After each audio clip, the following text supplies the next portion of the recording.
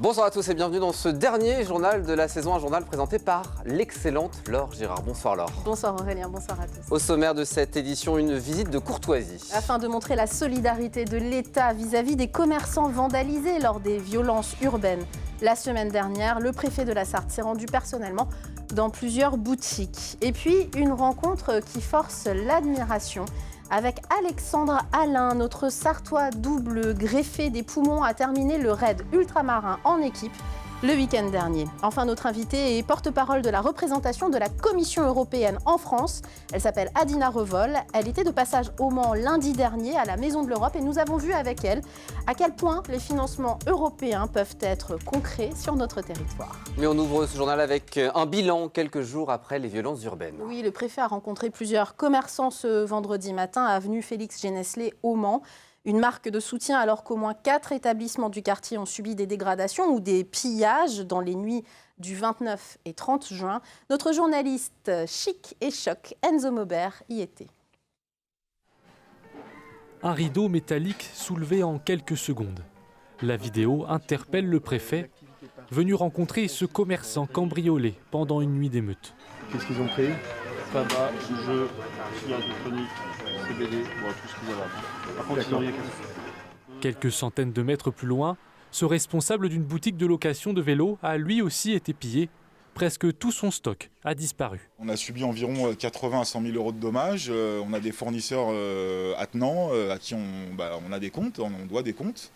Et c'est une perte d'activité quasi totale, quoi, tout simplement. On espère qu'il y a un fonds de garantie qui sera mis en place, un comité de soutien. Et bien évidemment, pas uniquement, moralement, mais aussi financièrement, qu'on puisse essayer de se relever un peu et toute aide est la bienvenue. Dans la nuit de jeudi à vendredi, pour notre part, on a été... À défaut d'un fonds de soutien pour l'instant, la préfecture et le service des impôts ont mis en place une aide spécifique. L'idée, c'est que soit il s'agit d'apporter une réponse pour reporter ou étaler des dépenses, des charges fiscales ou sociales. Les URSSAF appliquent avec la même bienveillance ces instructions. Soit il s'agit d'aider à mettre en relation, s'il le faut, avec la médiation des assurances, au besoin s'il y a un problème avec les assurances ou du crédit. Les entreprises qui souhaiteraient bénéficier d'un accompagnement peuvent joindre un conseiller spécial gratuitement au numéro qui s'affiche.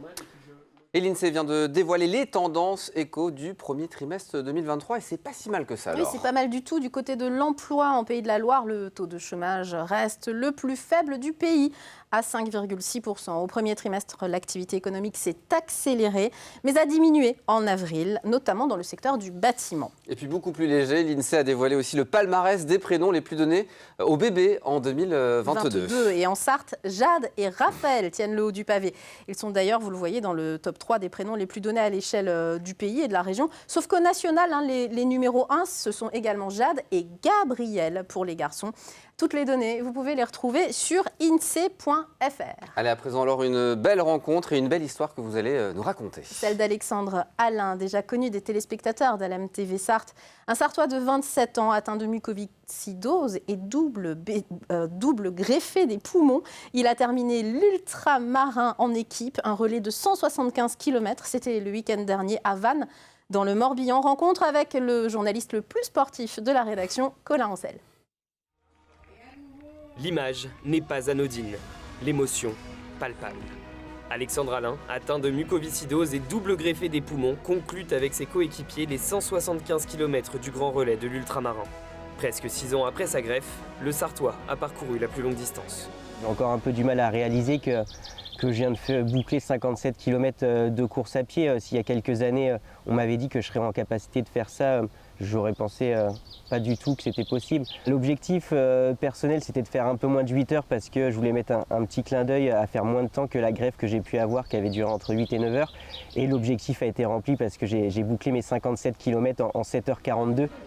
Tout est une question de symbole pour le jeune homme. Ses coéquipiers font partie du personnel soignant du CHU de Nantes, et notamment Antoine Mugnot, le chirurgien qui a réalisé sa greffe. Courir avec ces personnes décuple l'émotion.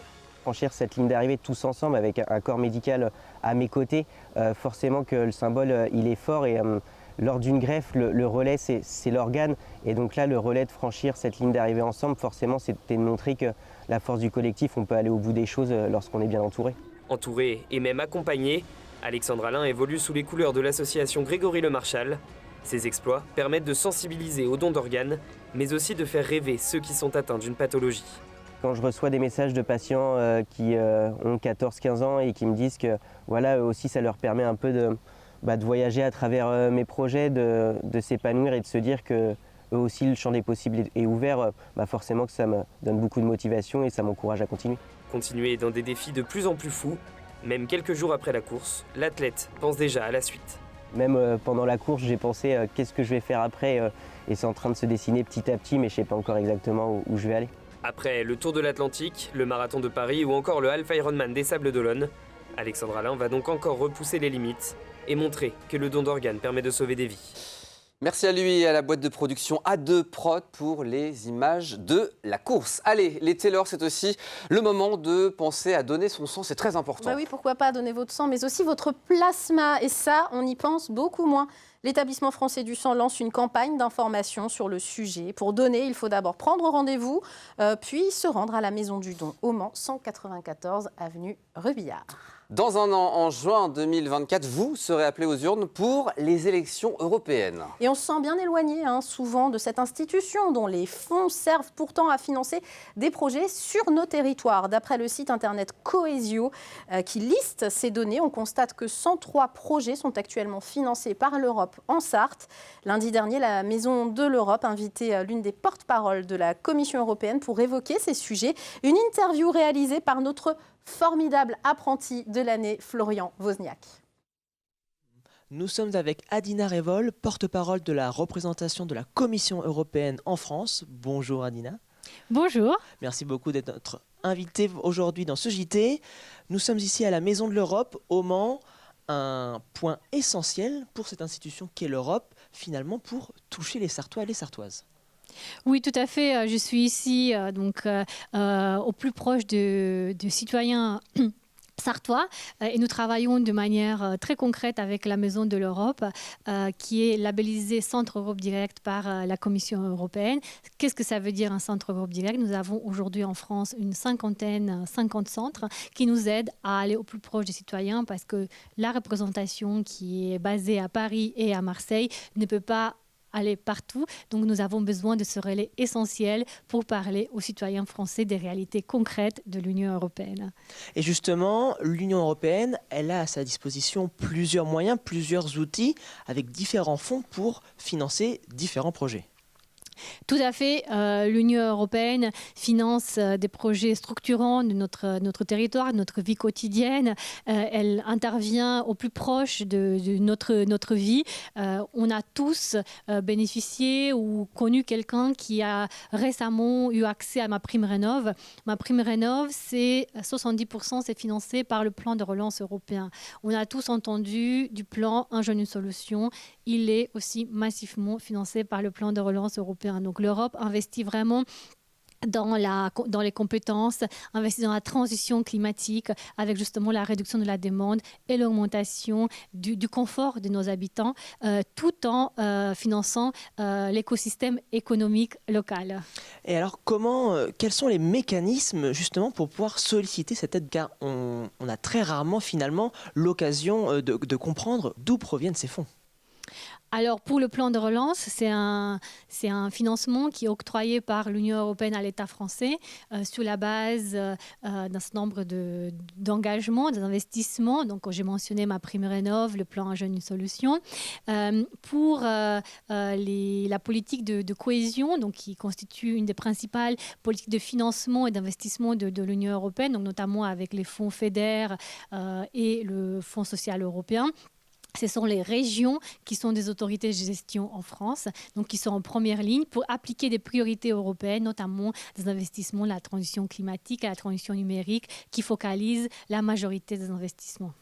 Justement, plus de 550 projets dans toute la région Pays de la Loire, près d'une centaine de projets également soutenus par l'Europe ici en Sarthe. Comment faire pour toucher au plus près les citoyens et justement leur faire ressentir que l'Europe est bien présente dans leur quotidien ? Alors il faut d'abord en parler, il faut en être conscient. Mes collègues, je vous ai parlé de la représentation de la Commission européenne en France. Nous avons 2 sites, un à Paris et un autre à Marseille. Donc j'ai des collègues à Marseille qui travaillent pour renforcer le lien entre l'Europe et les élus locaux. Donc c'est un point de rentrée essentiel pour les élus locaux, pour de l'information, pour des aiguillages des élus locaux. Donc je lance ici un appel pour contacter mes collègues à Marseille, à la représentation régionale, pour un besoin de contact de la part des élus locaux sur les priorités d'investissement de l'Union européenne, sur les mécanismes. Et puis après, au niveau de la compréhension par rapport aux citoyens, les médias jouent aussi un rôle important. Et on voit que l'Union européenne reste malheureusement peu présente dans les médias, notamment à la télé. Et d'ailleurs, la France fait partie des pays de l'Union européenne où les Français, les citoyens ont entendu le moins parler de l'Union européenne, selon les derniers chiffres d'un sondage Eurobaromètre. Alors, pourtant, quand on voit la situation et la conjoncture actuelle économique, on sent qu'il y a une certaine envie de réaliser des projets, d'investir, mais finalement, l'Europe permet d'être un levier dans tous ces projets. L'Europe permet effectivement d'être un levier. À Ivray-l'Évêque, sur le site de l'ancienne usine GFL, qui était une friche industrielle et qui a pu justement avoir des financements grâce au plan de relance. Ce sont des investissements qui ont entendu pendant 10 ans et pour une friche située à l'entrée de la commune. Et grâce au plan de relance, les travaux ont pu commencer l'année dernière. Et justement, avec une complémentarité d'autres fonds européens, on constitue un effet de levier important pour qu'une ancienne friche industrielle se transforme en fait, devienne un endroit pour des logements sociaux et aussi pour un tiers-lieu culturel. Des investissements qui permettent la rénovation, l'amélioration, une proximité avec les citoyens, améliorer le quotidien des citoyens. Donc, on a pu le voir, l'Europe est bien présente ici en Sarthe et n'hésitez donc pas à solliciter les différentes antennes à Marseille ou à Paris pour pouvoir profiter de ces différents fonds européens à l'avenir. Allez, plein de choses, Laure, à faire en Sarthe ce week-end. Pour les sportifs, le club de Lagny-Bré Tennis organise pour la première fois les 25 heures du tennis à Saint-Calais. Une succession de mini-tournois samedi et dimanche et plein d'animations. Sur des images de notre journaliste tout-terrain Anthony Piton, c'était lors de la visite de Yannick Noah. Et puis, pour ceux qui préfèrent les 2 roues, 846 personnes seront au départ des 24 heures du VTT à Saint-Ouen-en-Belin. Départ à 14h ce samedi avec des animations également tout le week-end. Un feu d'artifice samedi soir à partir de 23h. Un événement que notre mémoire des sports à LMTV, à savoir Amoun Chamsoudine, a filmé l'année dernière. Et puis enfin, lors du spectacle de rue ce week-end. Les Affranchis, très beau festival de théâtre de rue qui fête leurs 30 ans cette année. C'est gratuit, c'est à la Flèche tout le week-end.